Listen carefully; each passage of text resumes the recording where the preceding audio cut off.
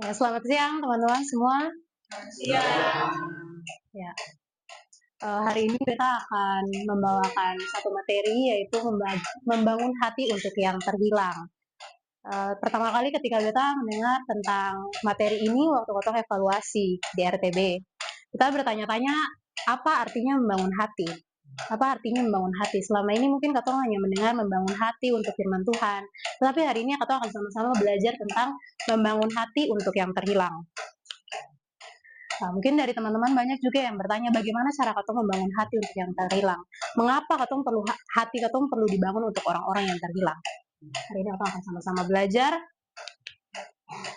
Sebelum masuk lebih dalam, Katong harus sama-sama mengerti pengertian tentang membangun hati dan apa itu terhilang. Dalam Wiki Kamus dan KBBI, kita mencari ini karena di beberapa membangun hati itu ada di beberapa sumber. Jadi kita menggabungkan dia. Menurut Wiki Kamus dan KBBI, membangun hati adalah proses emosional untuk memperbaiki, menguatkan, atau memotivasi perasaan seseorang menjadi lebih baik. Jadi membangun hati ini artinya katong memperbaiki katong punya perasaan, katong menguatkan lagi katong punya perasaan, katong memotivasi kembali katong punya perasaan. Lalu menurut KBBI, terhilang berasal dari kata hilang yang mendapat imbu hunter yang bermakna tidak sengaja hilang, sudah hilang, atau dapat hilang. Jadi terhilang ini memiliki tiga makna. Tidak sengaja hilang, berarti ada ketidaksengajaan dari diri seseorang menghilangkan. Kemudian yang kedua yaitu sudah hilang, dari sebelum-sebelumnya dia sudah hilang. Dan yang ketiga itu dapat hilang. Berarti yang ada saat ini bisa saja dapat hilang nantinya. Oke. Dari hal ini kita belajar bahwa ketika kita melihat sesuatu yang tidak sengaja hilang atau sudah hilang atau mungkin sewaktu-waktu dapat hilang, yang paling penting adalah membangun hati. Membangun hati kita adalah merupakan jawaban yang paling tepat. Karena ketika kita memperbaiki perasaan kita, memperbaiki motivasi kita diarahkan ke arah yang benar, maka kita akan dapat menolong orang-orang ini yang terhilang ini. Oke, sekarang kita akan belajar membangun hati untuk yang terhilang menurut Alkitab. Di sini kita mengambil satu ayat firman Tuhan yaitu Matius 9 ayat 36. Minta tolong satu orang untuk sama-sama baca. Untuk membaca. Volunteer bisa. Melihat orang banyak itu tergeraklah hati Yesus oleh belasnya Tuhan kepada mereka karena mereka lelah dan melantang seperti domba yang tidak mempunyai. Ya. Dari Matius 9 ayat 36 ini kita belajar beberapa hal. Yang pertama yaitu membangun hati dimulai dengan kemauan kita untuk melihat realita di sekitar kita. Yesus pertama-tama melihat orang-orang yang ada di sekitar dia, melihat orang banyak itu. Jadi membangun hati itu dimulai dari keinginan kita melihat orang-orang di sekitar kita. Mungkin ada dari teman-teman yang saat ini masih sulit untuk melihat hal-hal di sekitar teman-teman. Teman-teman terlalu fokus untuk apa yang ada dalam diri teman-teman, sampai teman-teman tidak mau keluar untuk melihat orang lain. Lalu selanjutnya, yang dilakukan Yesus adalah hatinya tergerak. Jadi ketika dia membangun hati yang dimulai dengan penglihatan dia merasakan simpati kepada orang lain, merasakan kasihan kepada orang lain. Lalu simpati itu bertransformasi kepada hati yang tergerak. Hati Yesus tergerak. Tergeraklah hati Yesus oleh belas kasihan kepada mereka. Jadi tidak sampai saja pada titik simpati, rasa kasihan Yesus kepada orang lain, tetapi membuat rasa empati muncul di dalam diri Yesus. Dia tidak hanya merasa kasihan terhadap orang lain, tetapi hatinya tergerak untuk membantu orang lain. Empati berarti katong turut merasakan apa yang dirasakan orang lain. Nah, di sini hati Yesus terlihat tergerak untuk mengasihi mereka. Nah, kita belajar juga bahwa hati yang keras itu selalu menghasilkan tindakan yang nyata. Kalau misalkan katong merasa empati kepada orang lain, merasakan hal yang sama kepada orang lain, pasti katong akan melakukan tindakan nyata untuk orang itu. Kalau teman-teman lihat di ayat-ayat sebelumnya, Matius 9 ayat 35, Yesus bahkan membantu menyebarkan Injil di rumah-rumah ibadat dan dia menyembuhkan banyak orang. Itu yang beta lihat bahwa membangun hati yang dimulai dengan kemauan kita akan terus berlanjut sampai kepada empati kita dan menimbulkan tindakan yang nyata. Selanjutnya dalam ayat ini juga dijelaskan tentang orang-orang yang terhilang, mereka yang terhilang. karena mereka lelah dan terlantar seperti domba yang tidak mempunyai gembala.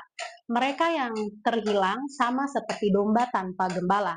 Kita belajar bahwa Tuhan Yesus mensyaratkan orang-orang yang terhilang itu seperti domba tanpa gembala.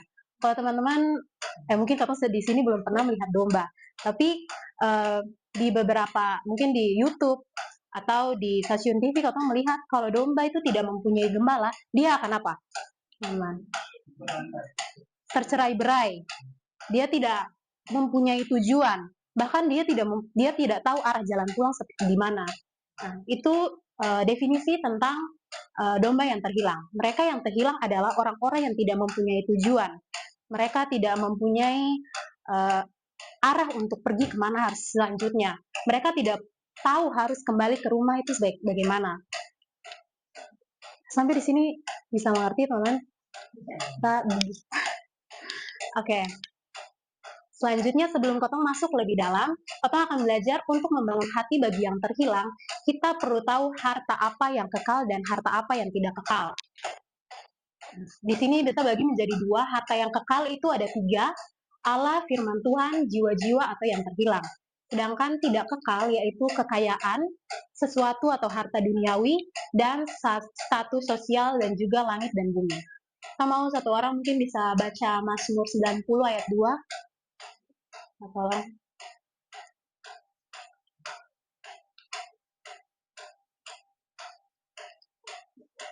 Yang sudah ketemu bisa tolong dibaca.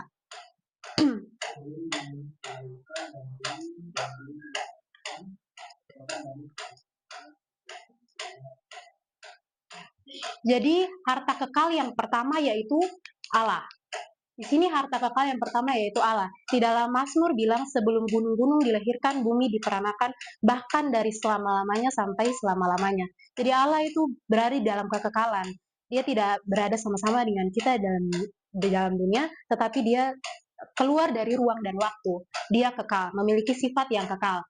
Minta tolong satu orang lagi untuk baca Yesaya 40 ayat 8.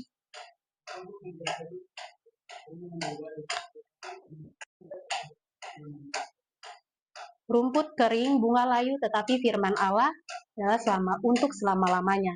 Jadi harta kekal yang kedua yaitu firman Tuhan. Firman Tuhan tidak dapat layu, tidak dapat digantikan, dia bersifat kekal untuk selama-lamanya. Dan yang ketiga, jiwa-jiwa yang terhilang. Minta tolong satu orang untuk baca Matius 25 ayat 6.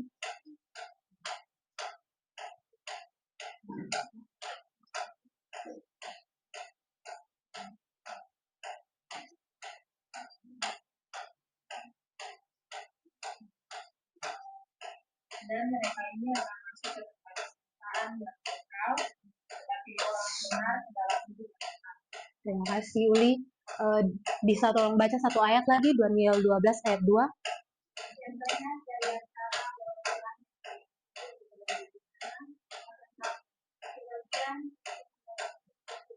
sebagian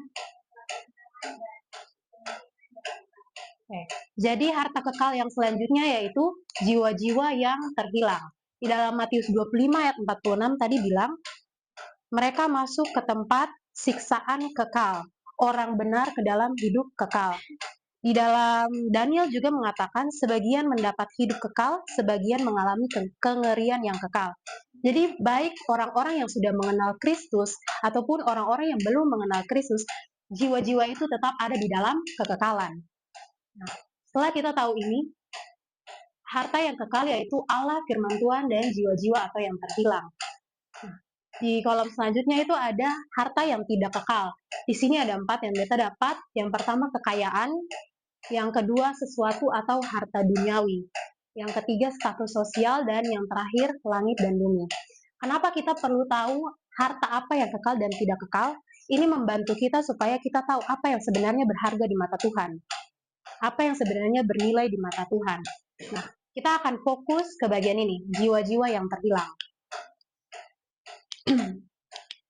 Oke. Setelah kita tahu bahwa jiwa-jiwa itu merupakan harta yang kekal, apa respon kita seharusnya setelah mengetahui itu? Yang pertama adalah memahami bahwa nilai kekekalan jiwa itu sangatlah berharga.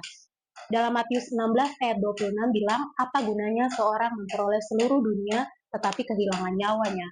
Kita belajar bahwa Tuhan itu mementingkan satu jiwa yang masuk ke dalam kerajaan surga daripada seluruh harta di dalam dunia ini. Jadi kita harus memahami nilai kekekalan jiwa itu sangat berharga di mata Kristus. Ketika kita sudah memahami bahwa nilai sangat berharga di mata Kristus, maka respon kita selanjutnya adalah menjangkau jiwa-jiwa. Respon cepat untuk menjangkau.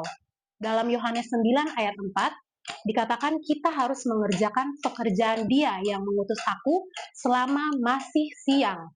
Akan datang malam di mana tidak ada seorang pun yang dapat bekerja. Beta belajar tentang ini. Jiwa kekal tetapi waktu di dunia kita terbatas. Beta belajar kalau setelah katong mengetahui nilai kekekalan jiwa, yang harus katong lakukan adalah cepat menjangkau mereka. Bukan berarti bilang ini lalu besok harus langsung mencari jiwa yang terhilang. Tapi belajar bahwa dunia ini waktunya terbatas, kita pun waktunya terbatas. Tetapi jiwa-jiwa ini dia kekal. Maka kita diperintahkan untuk segera menjangkau jiwa-jiwa itu. Sampai sini masih bisa tangkap ya teman-teman?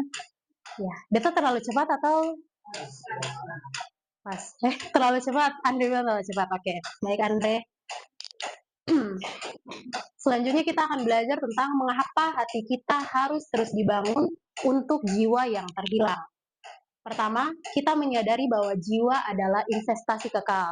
Kembali lagi, kenapa hati kita harus terus dibangun? Kita harus menyadari bahwa jiwa itu adalah investasi yang kekal. Di dalam Matius 16 ayat 19-20, janganlah kumpulkan harta di bumi. Di bumi ngengat dan karat merusakannya dan pencuri membongkar serta mencurinya. Tetapi kumpulkanlah bagimu harta di sorga.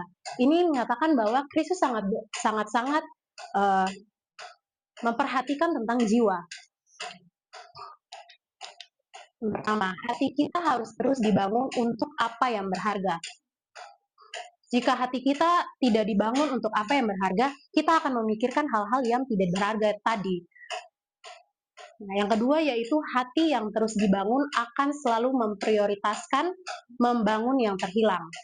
Maksudnya di sini, ketika hati kita sudah dibangun untuk apa yang berharga, maka hati kita akan selalu memprioritaskan untuk terhubung dengan orang-orang yang terhilang ini. Jadi, kalau misalkan tahap pertama harus teman-teman jangkau dulu. Hati teman-teman harus dibangun untuk apa yang berharga terlebih dahulu. Baru teman-teman bisa melakukan yang kedua ini. Membangun untuk memprioritaskan yang terhilang tadi.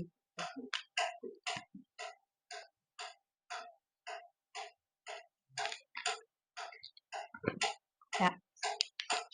Yang kedua yaitu hati menentukan tindakan kita. Dalam Amsal 4 ayat 23, jagalah hatimu dengan segala kewaspadaan, karena dari situlah terpancar kehidupan. Nah, hati kita perlu dijaga dan dibangun agar motivasi kita tetap didasari kasih Allah. Jika hati kita tidak dijaga dan dibangun, maka motivasi kita bisa saja melenceng. Makanya di Amsal 4 ayat 23 ini bilang, jagalah hatimu karena dari situlah terpancar kehidupan. Tindakan kita itu memancarkan hati kita. Jika tindakan kita benar, berarti apa yang ada di dalam hati kita juga benar. Yang kedua, jika kita tidak terlebih dahulu membangun hati untuk jiwa-jiwa, maka tindakan kita menjadi sia-sia. Beta punya satu analogi tentang motor. Tentang mesin dan ban. Mesin itu adalah hati kita. Sedangkan ban itu adalah tindakan kita. Kalau misalkan kita punya ban yang mereknya bagus, dia dapat berjalan dengan baik atau tidak botak, nih teman-teman yang punya motor. Tapi mesin motor kita itu rusak. Apakah itu akan berjalan?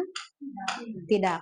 Nah, itu sama seperti hati kita dan tindakan kita harus berjalan selaras. Jika hati kita benar, maka tindakan kita juga benar. Sebaliknya, jika tindakan kita benar tetapi hati kita tidak benar, di tengah-tengah perjalanan kita nanti kita akan seperti mogok-mogok. Gitu. Kita akan seperti mogok-mogok.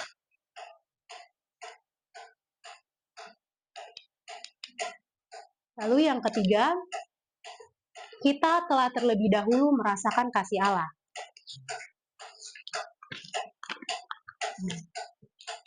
Ini alasan yang ketiga, mengapa hati kita harus terus dibangun bagi jiwa-jiwa yang terhilang. Karena kita telah terlebih dahulu merasakan kasih Allah. Dalam 1 Yohanes 4 ayat 19 dikatakan, kita mengasihi karena Allah lebih dulu mengasihi kita. Dan dalam 1 Petrus 2 ayat 2 dan 3 dikatakan, dan jadilah seperti bayi yang baru lahir yang selalu ingin akan air susu yang murni dan yang rohani, supaya olehnya kamu bertumbuh dan beroleh keselamatan. Ayat 3 bilang, jika kamu benar-benar telah mengecap kebaikan Tuhan. Kita belajar yang pertama, karena kita telah terlebih dahulu merasakan kasih Allah dalam Tuhan punya hidup, maka seharusnya membangun hati untuk jiwa yang terhilang bukanlah hal yang sulit. Seharusnya, kalau kita telah terlebih dahulu merasakan kasih Allah itu.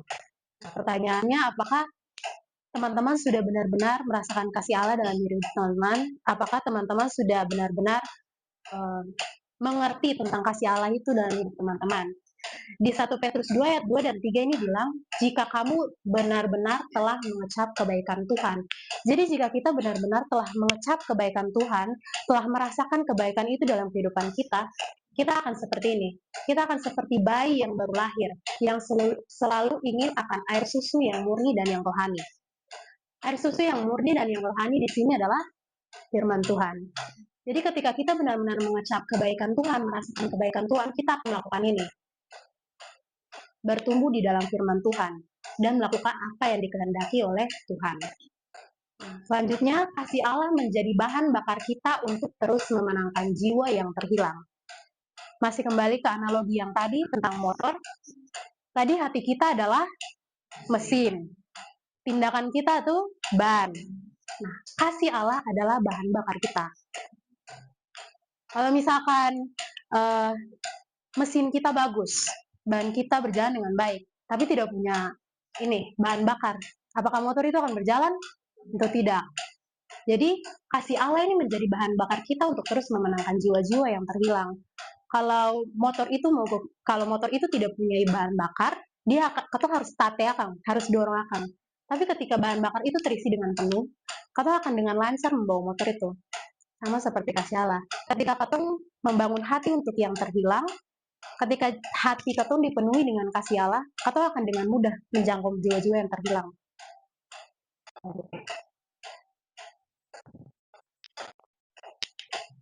Yang keempat, yang terakhir, yaitu perintah atau amanat agung. Mengapa kita harus terus dibangun bagi jiwa-jiwa yang terhilang? Yang terakhir tentang perintah dan amanat agung. Mungkin ini ayat yang sudah tidak lazim lagi untuk teman-teman. Matius 28 ayat 19 dan 20.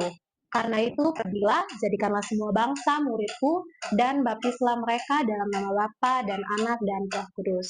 Ajarlah mereka melakukan segala sesuatu yang telah kuperintahkan kepadamu. Kita belajar sebagai umat pilihan Allah, hati katong harus selaras dengan hati Allah. Ketika hati katong selaras dengan hati Allah, maka katong akan mempunyai visi yang sama dengan Allah. Katong akan tahu apa yang ada dalam hati Allah. Ketika hati Allah adalah menjangkau jiwa-jiwa, maka visi yang sama juga ada dalam diri katong. Sampai sini paham teman-teman? Mantap. Oke. Ini tantangan dalam membangun hati bagi yang terhilang. Ini ada beberapa. Yang pertama itu zona nyaman. Merasa nyaman dengan lingkungan sendiri dan mengabaikan mereka yang ada di luar. Mungkin ada beberapa dari kota yang merasakan seperti itu. Beta sendiri pun merasakan hal yang sama. Beta masih berada dalam beta punya zona nyaman. Mungkin zona nyaman kita berbeda-beda. Ada yang punya kecenderungan ingin sendiri, tidak ingin bertemu dengan orang lain, selalu ingin di rumah saja, atau zona nyamannya adalah bermain game, atau nonton drakor, dracin, dratai. Nah, setiap orang tuh punya zona nyamannya masing-masing. Dratai, drama Thailand. Dracin, ya. Jadi setiap orang itu mempunyai zona nyamannya masing-masing. Dan ini membuat kita merasa nyaman dan tidak mau keluar dari lingkungan kita sendiri dan mengabaikan mereka yang ada di luar. Yang kedua, yaitu rasa takut dan malu. Kita takut ditolak, takut diolok-olok, atau takut dianggap aneh oleh lingkungan.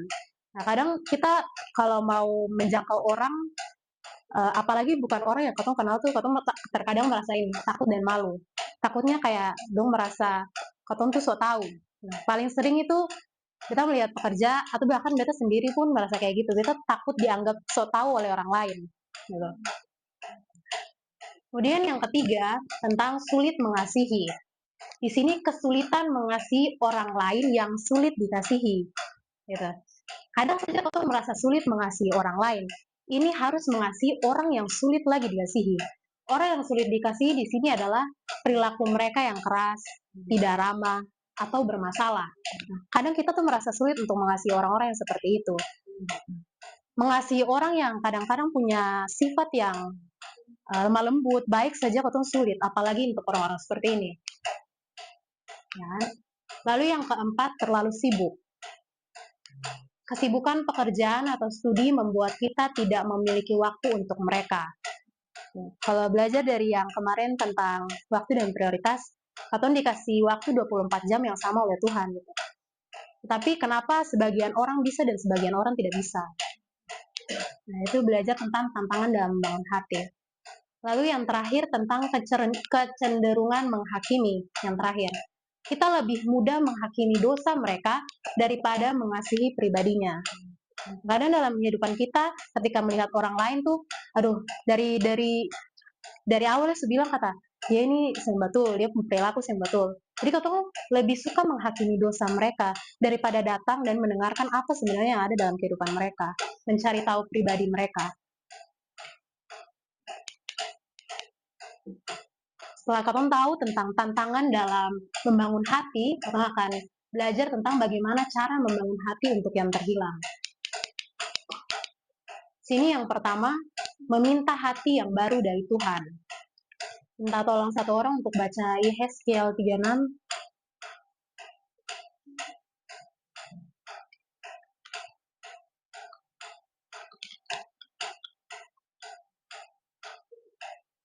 Kamu akan diberikan hati yang baru dan yang baru dalam hatimu, dan aku akan menjauhkan dari tubuhmu hati yang keras dan diberikan kepada.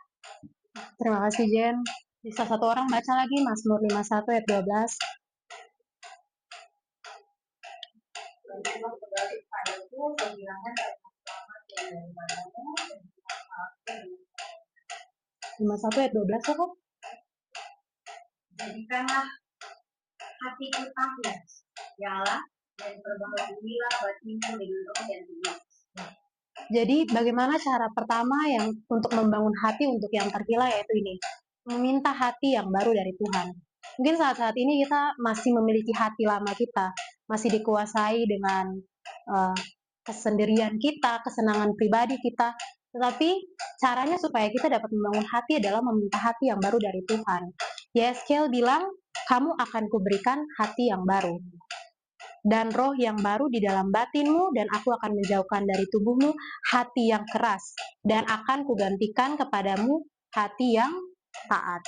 Jadi pertama-tama adalah meminta Tuhan untuk memberikan katong hati yang baru, menggantikan katong punya hati yang lama, hati yang masih keras untuk pergi kepada jiwa-jiwa dengan hati yang baru, hati yang termotivasi untuk kasih Allah. Lalu yang kedua yaitu membangun relasi bukan sekedar program. Kecenderungan beta secara pribadi adalah ini. Beta hanya membuat program. Jadi seolah-olah ini program. Dalam katong punya pelayanan itu ada penginjilan, kemudian ada program-program yang lain membantu katong untuk menjangkau jiwa-jiwa. Tapi katong sering tahu bahwa sebenarnya yang harus katong lakukan adalah membangun relasi, membangun hubungan dengan satu orang itu. Membangun relasi dan menjalankan program kan dua hal yang berbeda. Membangun relasi berarti katong melakukan itu secara berkala. Dia terus menerus, sedangkan program itu hanya sementara waktu. Yang harus katong lakukan adalah membangun relasi dengan mereka, membangun hubungan dengan mereka. Hubungan ini harus berjalan bukan hanya di saat program itu jalan saja, tetapi harus terus dilakukan sampai dia dimenangkan. Gitu. Kemudian yang ketiga yaitu hadir dan mendengarkan. Dan bisa tolong baca Amsal 17 ayat 17.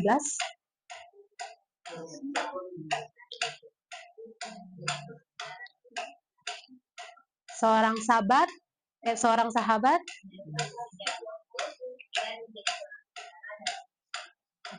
Seorang sahabat selalu menaruh kasih setiap waktu. Dia selalu hadir dan mendengarkan, seperti layaknya seorang saudara.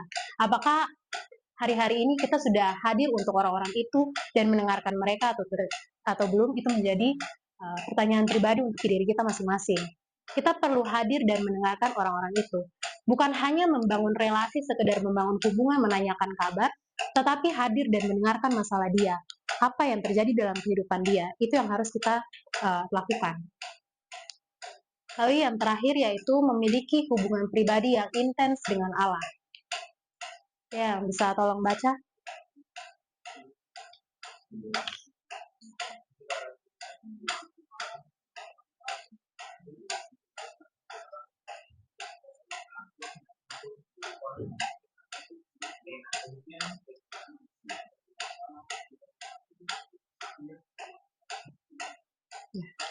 Di ayat 17 bilang dengan tiap-tiap manusia kepunyaan Allah diperlengkapi untuk setiap perbuatan baik. Jadi segala hal yang Katong lakukan tadi di ayat 16, firman Tuhan itu dia mengajarkan, dia menyatakan kesalahan, memperbaiki Katong punya kelakuan, mendidik orang, itu semua akan diperlengkapi jika kita memiliki hubungan pribadi yang intens dengan Allah. Menanyakan apa yang harusnya beta lakukan kepada mereka, Tuhan. Hati beta belum terbangun, apa yang harus beta lakukan untuk mereka? Gitu. Sampai di sini masih tangkap, teman? Terima kasih. Selanjutnya yaitu tentang teladan tokoh. Yang pertama, Yesus Kristus. Dalam Lukas 19 ayat 10 ini tentang Sakeus. Di ayat 10 bilang, sebab anak manusia datang untuk mencari dan menyelamatkan yang hilang. Di dalam Yohanes 4 ayat 34. Siapa yang tahu ini tentang apa? Perempuan Samaria. Kata Yesus kepada mereka, makananku ialah melakukan kehendak Dia yang mengutus aku dan menyelesaikan pekerjaannya.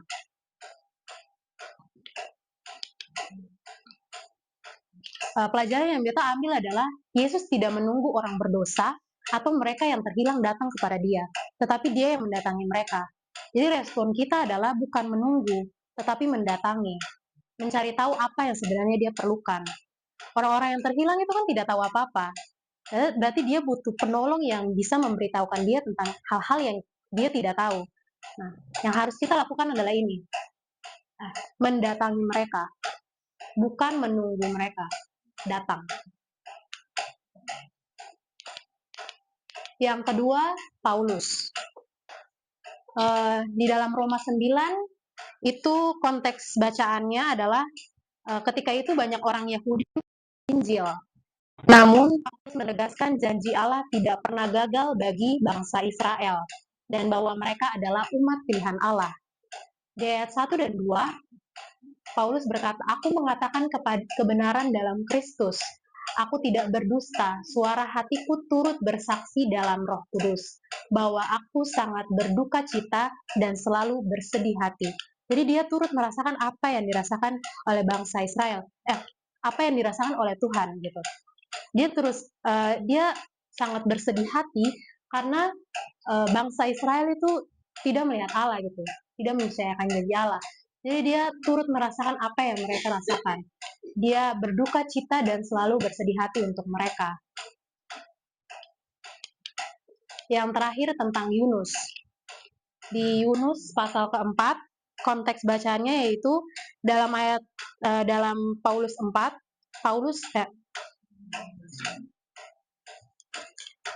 Yunus berduka cita atas ketidakpercayaan bangsa Israel. Jadi waktu itu bagaimana di dalam Yunus 4 ayat 11, bagaimana tidak aku akan sayang kepada Niniwe. Ini kata Allah. Bagaimana tidak aku akan sayang kepada Niniwe, kota yang besar itu, yang berpenduduk lebih dari 120.000 orang, yang semuanya tak tahu membedakan tangan kanan dari tangan kiri dengan ternaknya yang banyak. Jadi awalnya Yunus ini menolak kalau bangsa Niniwe ini diselamatkan. Lalu Allah berkata seperti ini, bagaimana tidak aku sayang kepada Niniwe, kota yang besar itu yang berpenduduk lebih dari 120.000 orang. Semuanya tak tahu membedakan tangan kanan dan tangan kiri. Jadi, atau harus mempunyai hati sama seperti Allah.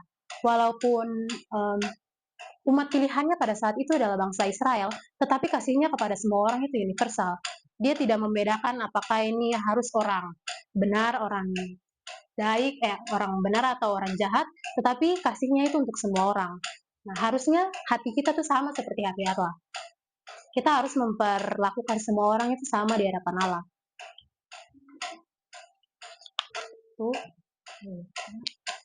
Oh ini, kemudian tentang pertanyaan diskusi.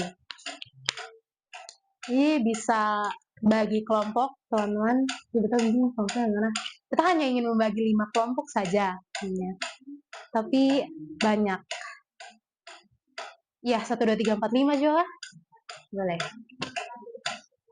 Ya, 1. 1, 3. Apa Aldi?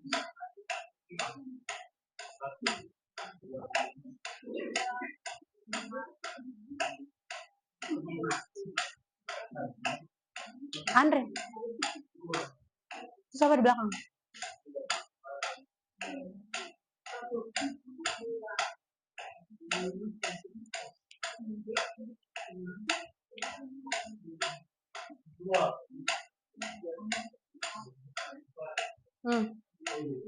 Iya, yang cewek-cewek di sini belum. Belum yang ini.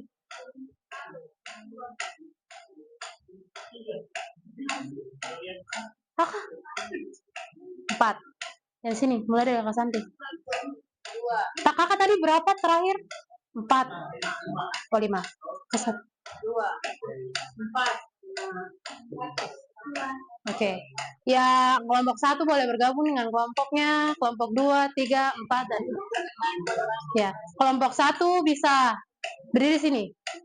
Duduk di sini. Iya, nomor 5 di luar. Ya, nomor yang kelompok 2 di sini.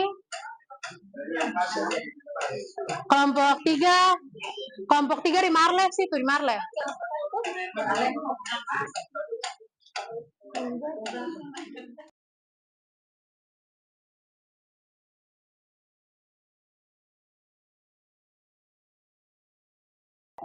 Selamat siang, Shalom. Ya, terima kasih atas kesempatan yang diberikan. Namun memulai itu izin pantun.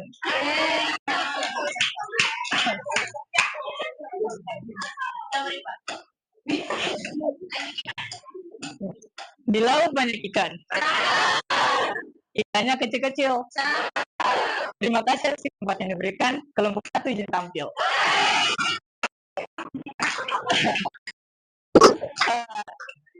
Izin menjawab dari pertanyaan. Menurut Anda siapakah jiwa yang terhilang yang ingin Anda tahu? Dari kelompok 1, karena kami 8 orang, 6/8 dari kami kebanyakan menjawab teman, tapi ada juga yang menjawab keluarga dan tetangga. Lanjut ke pertanyaan nomor 2. Apa ketakutan terbesar Anda ketika mencoba menjangkau jiwa yang terhilang? Bisa mencoba menguraikan. Pertama, si keluarga. Yang kelompok kami dapat di sini bahwa ketakutan terhadap masa lalu. Kami masih terbayang, kelompok masih ada yang berbuat kejahatan di masa lalu karena orang-orang terdekat yang sudah mengetahui tinggal laku mereka dan selalu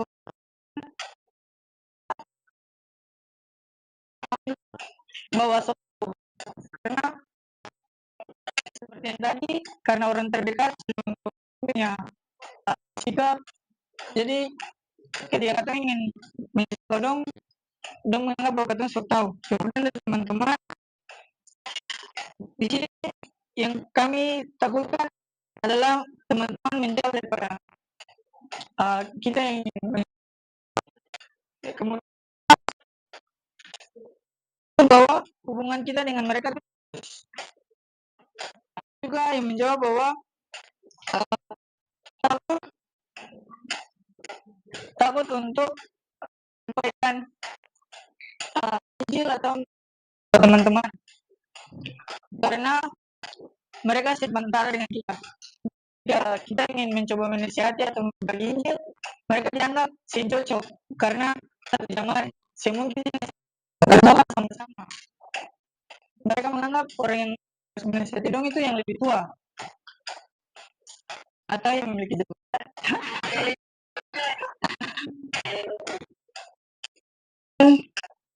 Nomor 3, langkah praktis. Kelompok kami sepakat bahwa yang pertama kita berdoa. Kami harus mendoakan mereka jiwa-jiwa kita. Dengan itu baru kita punya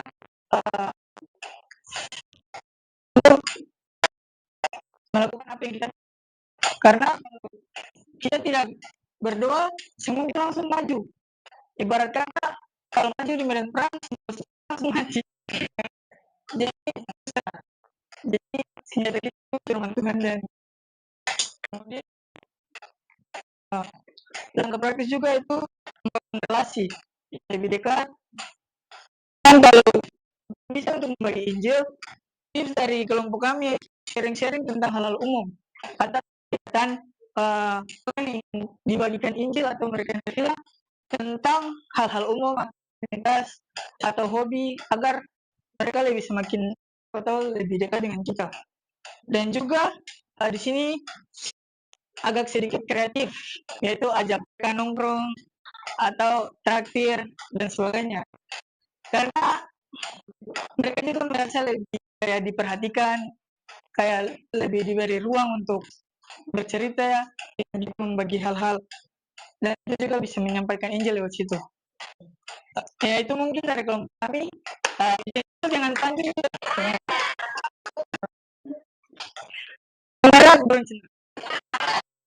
cukup dan terima kasih. Dari kedua tuh, kalau yang pertama tuh menurut Anda siapa jiwa-jiwa yang terhilang yang ingin Anda jangkau saat ini? Kalau keton tuh ada keluarga, ada teman, ada tetangga. Kemudian yang kedua tuh apa ketakutan terbesar Anda ketika mencoba menjangkau jiwa-jiwa yang terhilang? Sebenarnya yang pertama tuh zona nyaman. Mungkin ketong terlalu sibuk kayak masih ada dalam ketong zona nyaman seperti ketong main HP, terus ketong kesenangan-kesenangan yang sesat. Jadi yang kedua dari mereka terkait apa yang kita ingin sampaikan. Yang ketiga tuh takut memikirkan mereka takut pemikiran mereka terhadap kita kayak terlalu sok alim begitu. Jadi kayak gimana? Ketong tuh ini terpulang dari ketong diri masing-masing, dari ketong kelompok tuh ketakutan terbesar tuh nanti kayak ketong orang yang ketong mau tolong nih. Kalau ketong terlalu kayak ketong hubungan pribadi dan dong, mungkin ketong terlalu apa kayak menghakimi begitu. Terus ketong juga apa ya? Jadi dong melihat ketong tuh kayak sok alim begitu. Terus kalau ketong apa kalau dong bikin salah nih langsung ketong bilang saya itu salah. Kayak saya ada solusi par bilang dia mungkin saya harus begini kah harus begini. Jadi itu yang bikin dong tuh berpikir bahwa ketong nih kayak sok alim begitu. Terus kemudian yang keempat tuh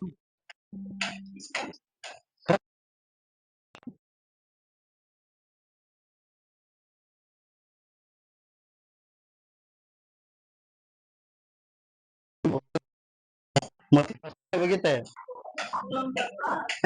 Kelompok keempat sorry. Minta maaf. Terus yang ke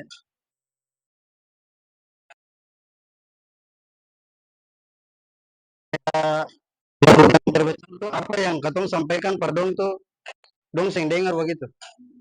Itu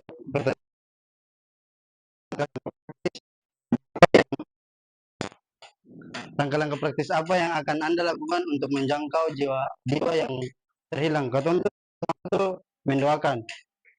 Kemudian yang kedua tuh ketong kayak ketong buat ini nih untuk siapa? Untuk katong ke PHK, katong keluarga kah, per Tuhan. Jadi katong tuh lebih ke Tuhan. Terus yang ketiga tuh teladan. Itu saya terima kasih.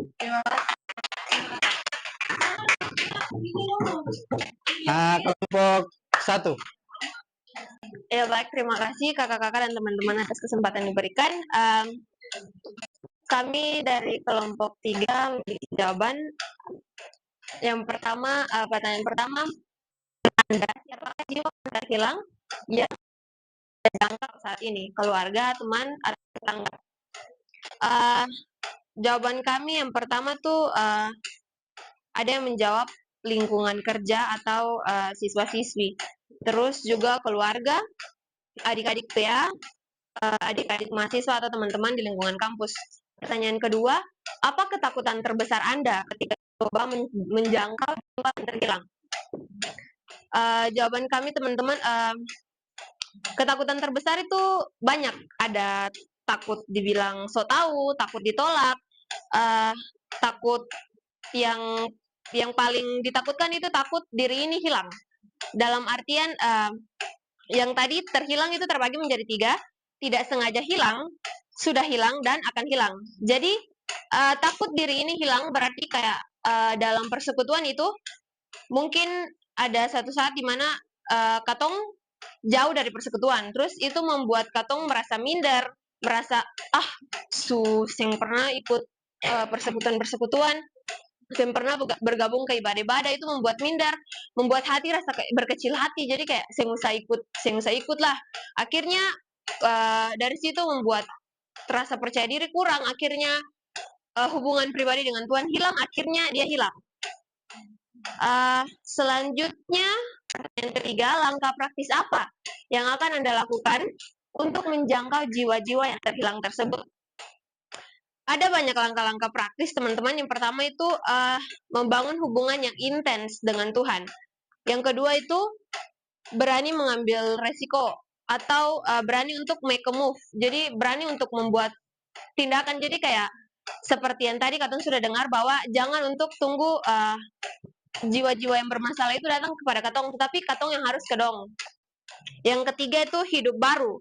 Dalam artian seperti tadi juga ada beberapa kelompok yang sudah bilang bahwa di kehidupan sebelumnya tuh katong punya keluarga tahu bahwa katong tuh seperti apa. Jadi untuk katong mau berubah itu pasti kayak takut dicemooh, kayak dulu saya begini, mau dulu saya tuh pamalas, yang pernah ini, yang pernah kok tiba-tiba bicara terkait firman Tuhan. Jadi berani untuk hidup baru, untuk tidak usah hiraukan apa yang orang lain katakan. Terus siapkan hati untuk menjangkau jiwa-jiwa, atau hati kita harus besar sama seperti Allah agar visi Allah itu terlaksana. Selanjutnya yang kelima itu motivasi diperbaiki. Jadi jangan sampai pastikan bahwa katong jangan menolak orang karena kayak beta tolong dia supaya kayak orang lain lihat tuh kayak beta tuh kayak suci begitu. Harus dengan motivasi yang beta lakukan ini untuk kemuliaan Tuhan. Jadi ingat Kolose 3:23. 23. Ya. Ingat itu. Terus selanjutnya pastikan diri kita untuk tidak hilang yang tadi itu. Terus yang ketujuh mendoakan jiwa-jiwa. Yang terakhir yang paling penting itu mengasihi mereka terlebih dahulu sebelum kita mendoakan mereka untuk mengajak mereka kembali. Itu saja. Terima kasih.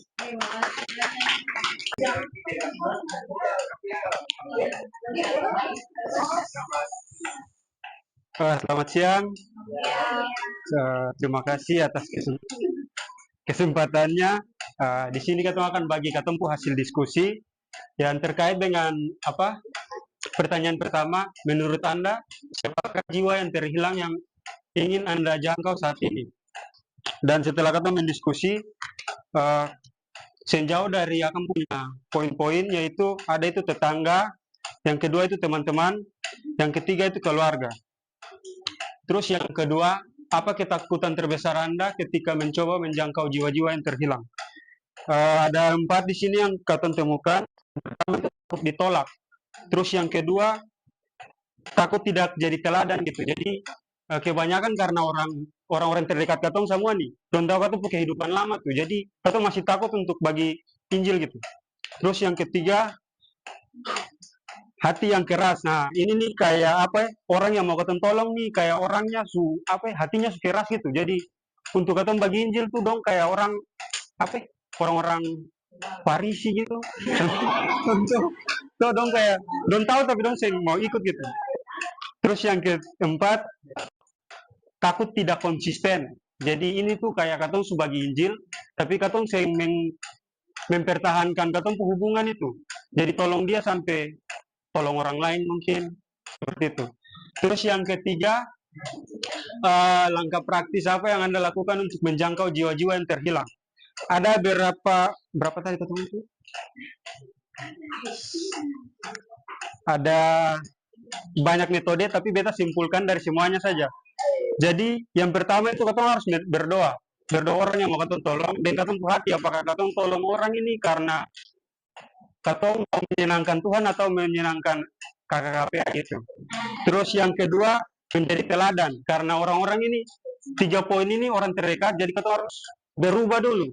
Mungkin katong masih hidup di kehidupan lama, tapi katong bagi Injil itu kayak lucu. Terus yang ketiga, ini yang paling yang terutama nih, bagi Injil atau bagi hidup. Terus yang keempat itu konsisten menjaga hubungan. Jadi jangan katong pas bagi Injil, katong kasih tinggal dia sah, yang penting dia sudah dengar. Nah, itu simbol itu. Itu sah. Terima kasih.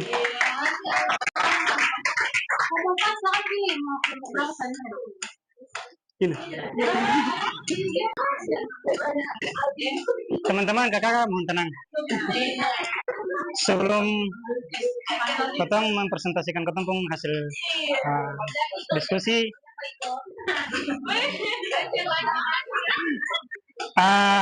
beta akan membahas sebuah pantun.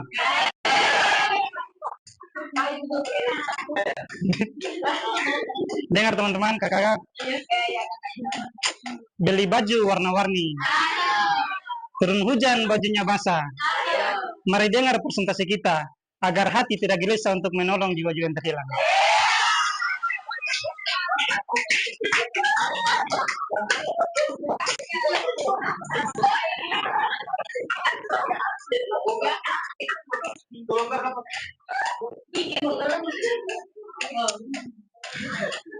Kakak dan teman-teman, pertanyaan untuk diskusi ada 3. Yang pertama, menurut Anda siapakah jiwa yang terhilang yang Anda ingin jangkau saat ini? Yang kita dapat itu ada keluar. Kemudian pertanyaan yang kedua, apa kekuatan lagi, ketakutan terbesar Anda ketika mencoba jangkau jiwa yang terhilang? Itu takut ditolak karena kayak apa ya, merasa bahwa dia siapa dia memberikan paling so akrab sekali. Jadi itu kayak merasa apa ya, takut ditolak itu. Karena itu tuh kayak aneh kau tuh singgah dia datang diberitakan apa saja, dia bilang apa saja berbeda ini. Kemudian di judge itu kayak apa ya, bilang kayak takut dibilang so suci. Kemudian ya itu, jadi kayak takut dibilang bahwa so suci, aneh dia datang dia kayak paling so suci sekali. Ini dia bilang apa saja ini. Jadi kayak gitu, jadi terpulang dari hati kakak dan teman-teman. Kemudian juga takut gagal karena di tari-tari tuh. Jadi karena apa ya, takut gagal kan, kayak apa ya, takut kayak menyampaikan sesuatu tuh kayak takut sampai ditolak atau merasa gagal. Jadi itu kayak apa, tantangan. Sandi.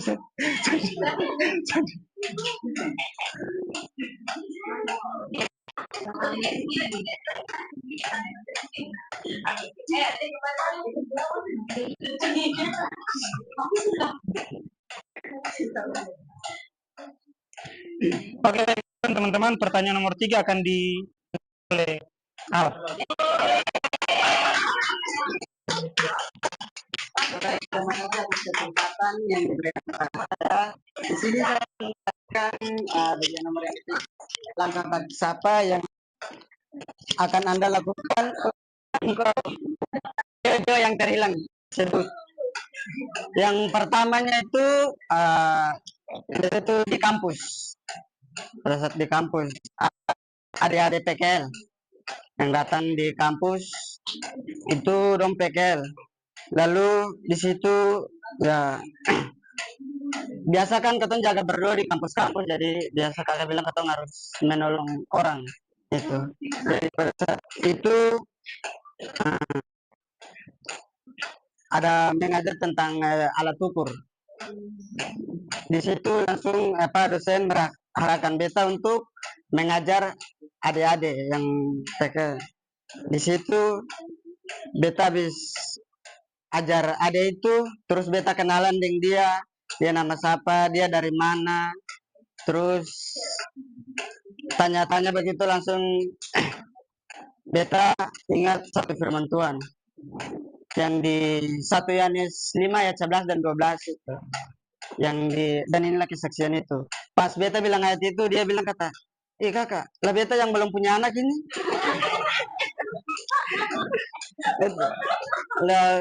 Lalu beta bilang pada dia begini, bukan begitu ade, anak itu bukan bapak anak dulu baru itu ya, itu anak itu Yesus suara dia di belum alat. Jadi ya dari situ langsung beta ajak dia langsung berdoa dan kakak dong, dan kakak Fahri dong di kampus lah, dia ikut ketemu berdoa. Terus beta bilang per dia, ya dia bilang per beta kata nanti dia habis sekolah nanti dia datang kuliah di Poltek. Beta tapi masih menunggu, tapi belum ada kabar. Beta berdua saja. Mungkin itu saja dari beta. Ada pantun yang harus gitu.